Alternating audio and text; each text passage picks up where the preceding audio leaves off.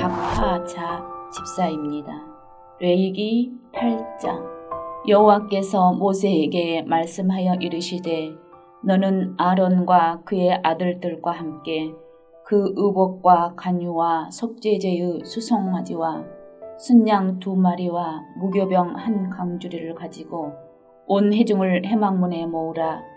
모세가 여호와께서 자기에게 명령하신 대로 하매 회중이 회막문에 모인지라. 모세가 회중에게 이르되 여호와께서 행하라고 명령하신 것이 이러하니라 하고 모세가 아론과 그의 아들들을 데려다가 물로 그들을 씻기고 아론에게 속옷을 입히며 띠를 띄우고 겉옷을 입히며 에봇을 걸쳐 입히고 에봇에 장식띠를 띄워서 에봇을 몸에 메고 흉패를 붙이고 흉패에 우림과 둠밈을 놓고 그의 머리에 관을 씌우고 그 관 위 전면에 금패를 붙이니 곧 거룩한 관이라. 여호와께서 모세에게 명령하신 것과 같았더라. 모세가 관유를 가져다가 성막과 그 안에 있는 모든 것에 발라 거룩하게 하고 또 제단에 7번 뿌리고 또 그 제단과 그 모든 기구와 물두멍과 그 받침에 발라 거룩하게 하고 또 관유를 아론의 머리에 붓고 그에게 발라 거룩하게 하고 모세가 또 아론의 아들들을 데려다가 그들에게 속옷을 입히고 띠를 띄우며 관을 씌웠으니 여호와께서 모세에게 명령하신 것과 같았더라.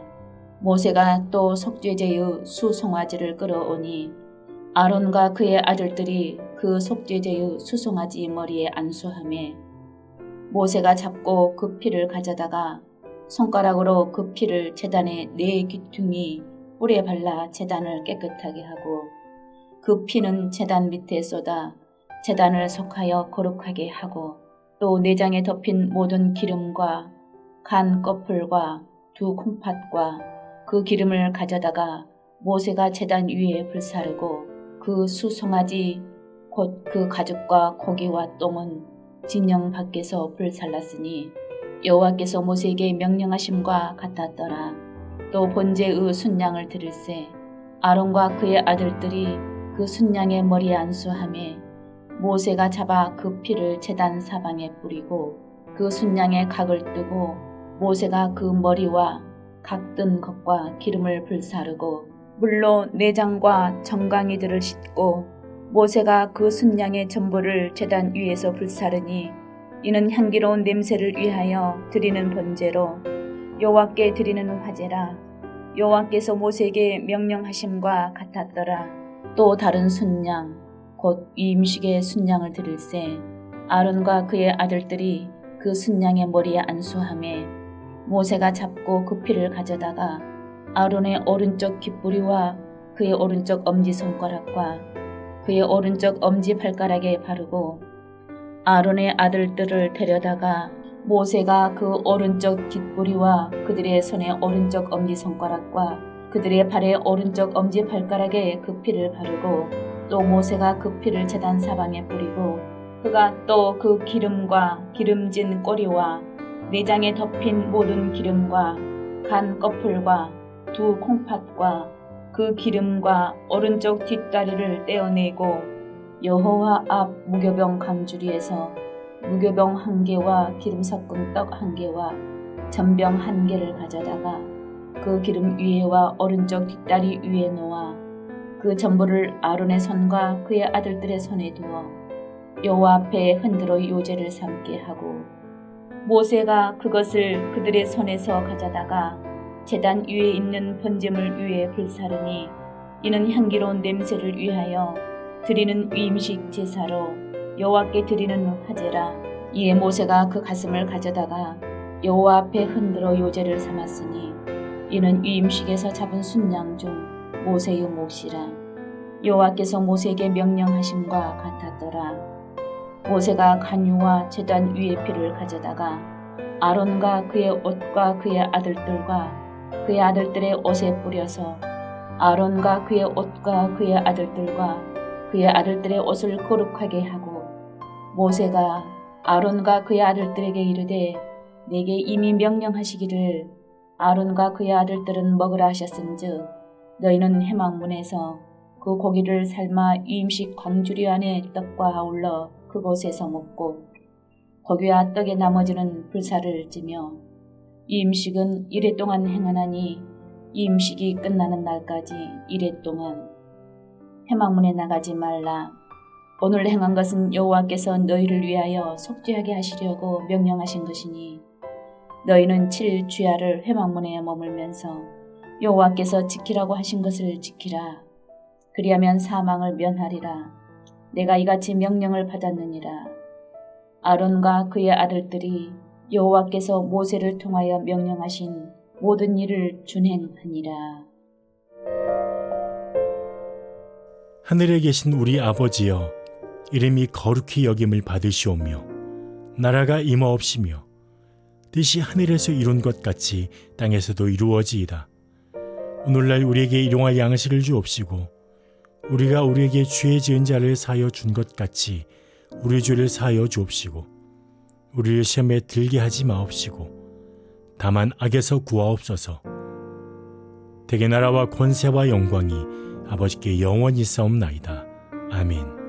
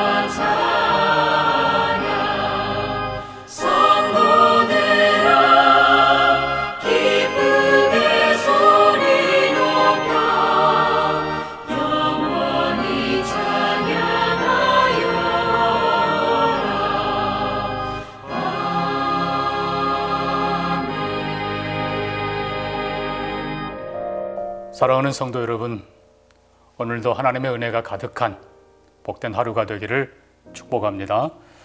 오늘 함께 살필 하나님의 말씀은 시편 66편 1절에서 12절입니다. 제가 1절에서 7절까지 봉독합니다. 온 땅이여 하나님께 즐거운 소리를 낼지어다. 그의 이름의 영광을 찬양하고 영화롭게 찬송할지어다. 하나님께 아뢰기를 주의 일이 어찌 그리 어미하신지요. 주의 큰 권능으로 말미암아 주의 원수가 주께 복종할 것이며 온 땅이 주께 경배하고 주를 노래하며 주의 이름을 노래하리이다 할지어다. 와서 하나님께서 행하신 것을 보라. 사람의 아들들에게 행하심이 어미하시도다. 하나님이 바다를 변하여 육지가 되게 하셨으므로 무리가 걸어서 강을 건너고 우리가 거기서 주로 말미암아 기뻐하였도다. 그가 그의 능력으로 영원히 다스리시며 그의 눈으로 나라들을 살피시나니 거역하는 자들은 교만하지 말지어다. 아멘. 8절에도 만민들아 우리 하나님을 송축하며 그의 찬양 소리를 들리게 할지어다. 아멘. 시편은 대략 세 가지 형태로 나타납니다. 먼저는 우리가 자주 보는 교훈입니다. 믹담이라고도 부릅니다. 하나님이 과거에 하신 역사, 그리고 혹은 현재의 통치나 심판, 혹은 미래의 위로, 약속, 축복, 이런 것들을 서술한 것, 가르치는 것이 교훈 시입니다. 두 번째는 기도 시입니다. 특별히 저자들이 환난 속에서 개인적으로 혹은 민족적으로 하나님의 도우심을 간절히 바라며 살아계신 하나님께 기도하는 내용, 그것들이 또 많이 있습니다. 실제로 하나님께서는 대부분의 기도에 응답해 주셨고, 그러므로 기도하는 자들은 더 즐겁게 기쁘게 기도하는 모습이 기록되어 있습니다. 세 번째 방법이 형태가 찬양입니다. 전체적으로 찬양이 가장 많습니다. 왜냐하면 하나님이 과거에 행하신 놀라운 일들로 인하여 하나님을 찬양하고, 또 현재에 주시는 은혜와 다스림을 인하여 찬양하고, 또 미래에 주실 약속, 성취를 인해서 또 하나님을 찬양하는 것이죠. 그 시편 전체적으로 보면은 가장 긴 장이 119편입니다. 이 119편은 하나님의 말씀에 대한 자세한 가르침이 나옵니다. 그리고 나서 그걸 고비로 해서 120편부터 성전에 올라가는 노래가 계속 등장합니다. 그리고 나서 끝부분은 성전에서 하나님을 찬양하는 것으로 마감합니다. 그래서 시편 마지막인 150편은 호흡이 있는 자마다 여호와를 찬양할지어다. 그래서 전체적으로 시편은 찬양의 시라고 보는 것이 좋겠습니다. 자, 오늘 본문에서도 1절에 시편 기자는 아마도 다윗으로 봅니다. 시편 기자는 온 땅이여 하나님께 즐거운 소리를 낼지어다. 또 다른 표현으로는 온 땅이여 하나님께 환호하라, 그런 뜻입니다. 특별히 여기 온 땅이여, 이 말은 어떤 개인을 넘어서, 그리고 민족을 넘어서, 다른 말로 이 온 땅, 모든 민족이 다 하나님을 찬양하라 라는 뜻이 되겠죠. 왜냐하면 하나님은 온 세상의 창조주이시고, 하나님은 온 세상을 다스리는 분이고, 선인에게뿐만 아니라 악인에게도 햇빛과 비를 주시는 은혜로운 아버지시기 때문입니다. 또 하나님께서 공의로우시고, 또 하나님께서 선하시기 때문에 그 하나님이 다스리는 세상이 공의로운 세상, 그리고 선하고 살만한 세상이라는 소망을 갖게 하는 것입니다. 믿지 않는 사람들도 하늘이 도우신다, 혹은 하늘이 무섭지 않느냐라는 표현을 씁니다. 예, 인격자란 표현입니다. 그렇습니다. 하늘에 계시며 모든 인류를 지으시고 다스리시고 심판하시는 하나님이 바로 우리 하나님이십니다. 그러므로 우리는 나 개인을 넘어서, 교회를 넘어서, 민족을 넘어서 온 땅 모든 민족이 하나님을 찬양하도록 부르는 것이 마땅합니다. 이사야 43장 19절 이하는 말합니다. 보라, 내가 새 일을 행하리니 이제 나타낼 것이라. 너희가 그것을 알지 못하겠느냐. 반드시 내가 광야의 길을, 사막의 강을 내리니 장차 들짐승 곧 승냥이와 타조도 나를 존경할 것은 내가 광야의 물을, 사막의 강들을 내어 내 백성, 내 택한 자로 마시게 할 것이라. 이 백성은 내가 나를 위하여 지었나니 나를 찬송하게 하려 함이니라. 하나님의 구원받은 백성뿐만 아니라 들짐승들까지도 다스리시는, 은혜 베푸시는 하나님을 찬양하게 될 것입니다. 오늘 3절도 주님의 크신 능력 앞에서 마침내 모든 원수들이 굴복하게 될 것을 말씀합니다. 그리고 마침내 온 땅이 하나님을 경배하고 노래하게 될 것을 말씀하고 있습니다. 이것이 인류 역사의 마지막 모습입니다. 그러나 하나님을 끝까지 거부하는 자는 심판을 받게 될 것이고, 하나님을 찬양하는 자는 그 영광을 누리게 될 것입니다.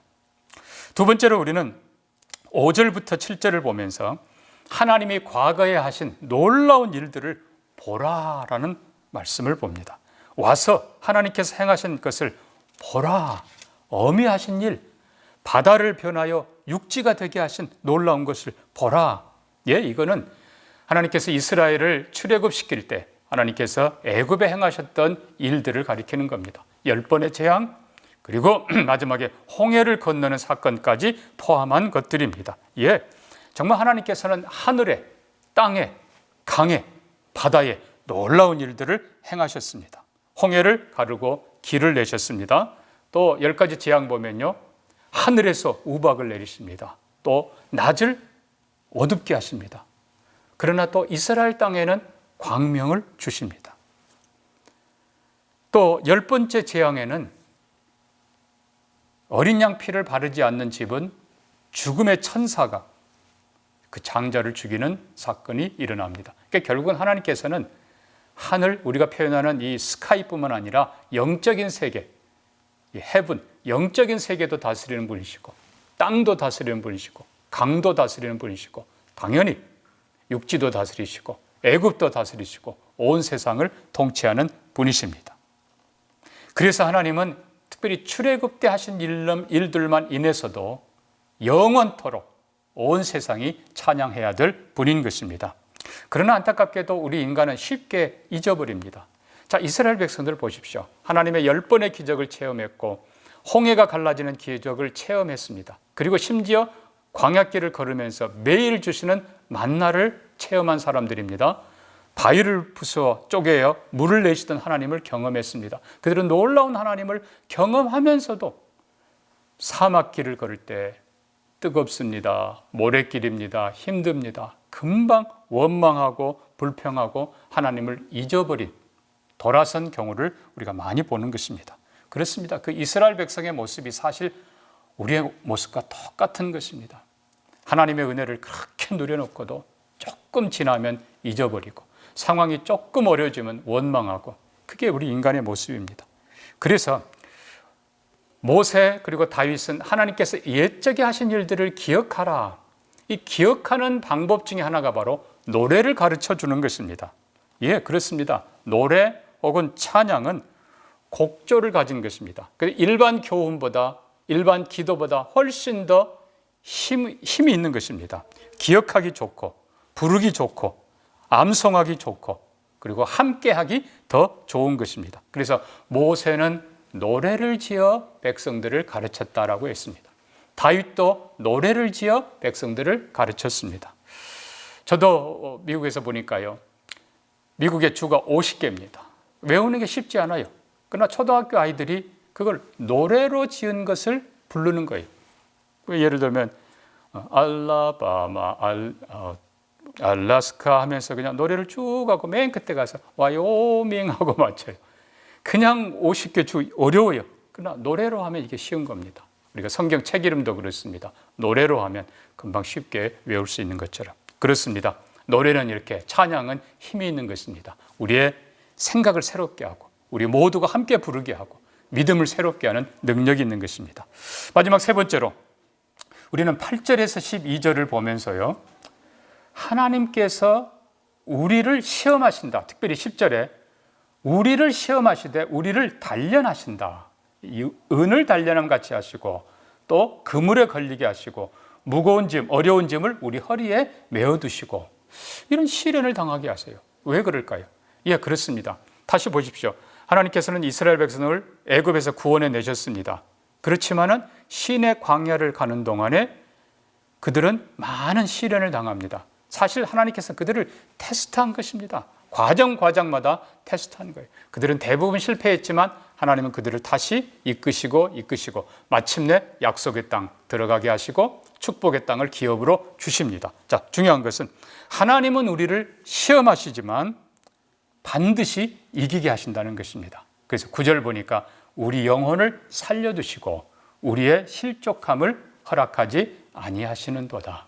그래서 우리가 지나가는, 구원받았지만 우리가 지나가는 일생 속에 마치 광야의 길을 걷는 것처럼 많은 시련을 당하지만 마침내 하나님께서 승리하게 하신다는 사실을 꼭 기억하면서 다시 일어나 하나님을 찬양하고 승리하는 여러분 되기를 주의 이름으로 축복합니다. 말씀 기억하면서 함께 기도합니다. 하나님 아버지, 과거에 하나님이 행하신 놀라운 일들로 인해서 찬양드립니다. 그 놀라운 일들이 오늘 우리에게도 똑같은 축복이 되는 줄 믿습니다. 하나님, 우리뿐만 아니라 온 땅이 하나님이 하신 일들을 듣게 하시고 살아계신 하나님, 창조주 하나님을 찬양하는, 아니 하나님만 찬양하는 영광과 은혜가 축복이 있게 하여 주시옵소서.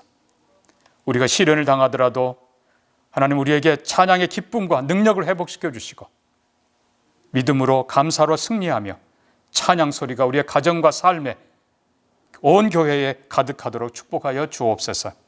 건축되는 새 예배당에 모든 성도들과 그리고 새로운 가족들이 함께 하나님을 찬양하는 영광의 찬양이 가득한 곳이 되게 해주시기를 원합니다. 감사하며 예수님 이름으로 기도합니다. 아멘.